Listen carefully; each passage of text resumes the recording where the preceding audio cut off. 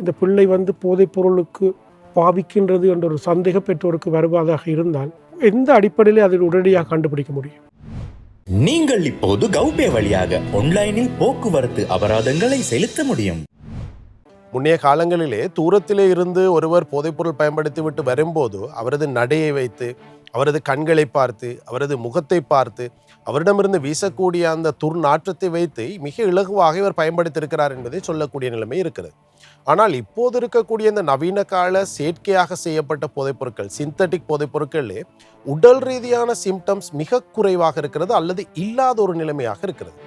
எனவேதான் அவர்கள் பயன்படுத்த ஆரம்பித்து தொடர் தேர்ச்சியாக சிறிது சிறிதாக அந்த பயன்பாடு அதிகரித்து இறுதியாக அடிமைத்தன்மை என்ற லெவலுக்கு, அடிக்ஷன் என்ற லெவலுக்கு போகும் வரையிலுமே சில நேரம் குடும்பத்தவருக்கு, அவரோடு இருக்கக்கூடியவர்களுக்கு அது தெரியாத ஒரு நிலைமையாக இருந்து கொண்டிருக்கிறது. விசேஷமாக இவர்களது நடத்தைகளிலே ஏற்படக்கூடிய மாற்றங்களைத்தான் நாங்கள் கவனிக்கலாம். முதலாவது விடயம், பாடசாலை செல்லக்கூடிய ஒரு மாணவனாக இருந்தால் அவன் பாடசாலையை விட்டும் விலகக்கூடியவனாக அல்லது கல்வியிலே மிக ஆர்வம் இல்லாத ஒருவனாக மாறக்கூடிய சந்தர்ப்பத்தை காணலாம். இதில் மிக முக்கியமாக நான் பெற்றோர்களுக்கு ஒரு விடயத்தை சொல்லுகிறேன்.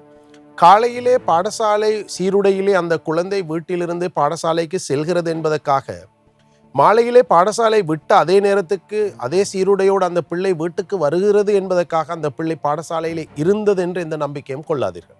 காலையிலே வீட்டிலிருந்து அதே நேரம் சென்றிருக்கிறார்கள், மாலையிலே அதே பாடசாலை விடக்கூடிய நேரத்திலே வீட்டுக்கு வந்திருக்கிறார்கள், இடையிலே அவர்கள் பாடசாலையில் இருக்கவில்லை.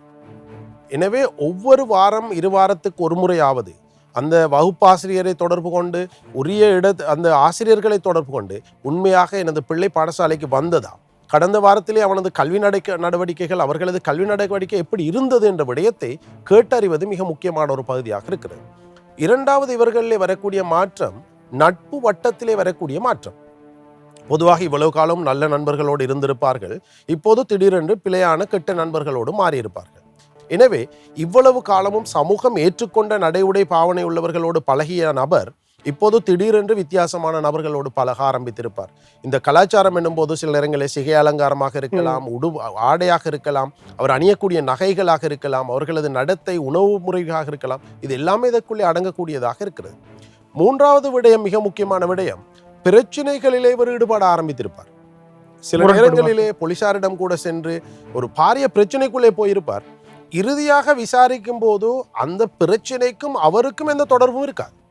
அடுத்ததாக, பாடசாலை மாணவர்களை பொறுத்தவரையில் பெரும்பாலும் அவர்கள் ஆரம்பிக்கக்கூடிய சில போதைப் பொருட்களை பயன்படுத்தும் போது சூடாக தேநீர் அருந்த முடியாத நிலைமை அல்லது சிறிதளவு உரைப்பு இருந்தால் கூட அந்த உரைப்பு அதிகமாக விளங்கக்கூடிய நிலைமை. சில நேரம் இவ்வளவு காலமும் சமைத்த அதே தாயின் உணவைத்தான் சாப்பிட்டு கொண்டிருக்கிறான், திடீரென்று இப்போது புதிதாக அவனுக்கு அந்த உரைப்பு அதிகமாக இருக்கும். தாய் சமையலில் எந்த மாற்றமும் செய்யவில்லை. அவ்வாறு அந்த அதிகமாக உரைப்பை, அதிகமாக சூட்டை அந்த வாயிலே உணரக்கூடிய தன்மை போதைப்பொருள் பயன்படுத்துவதன் ஒரு முக்கிய காரணியாக இருக்கலாம்.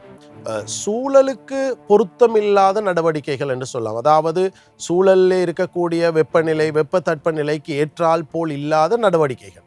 அதிகமாக வெப்பமாக இருக்கும்போது ஒரு ஸ்வெட்டரையும் போட்டு, ஏசி இருக்கிறது அதையும் போடாமல், ஃபேனையும் போடாமல், வேர்க்க போத்தி மூடி போர்வையால் மூடிக்கொண்டு படுத்திருப்பது, அல்லது குளிரான நேரத்திலே ஒரு பீச்சில் இருப்பதை போல மிக சிறிய அளவு ஆடைகளோடு ஏசியையும் போட்டு ஃபேனையும் போட்டு ஒரு நிலைமையில இருப்பது.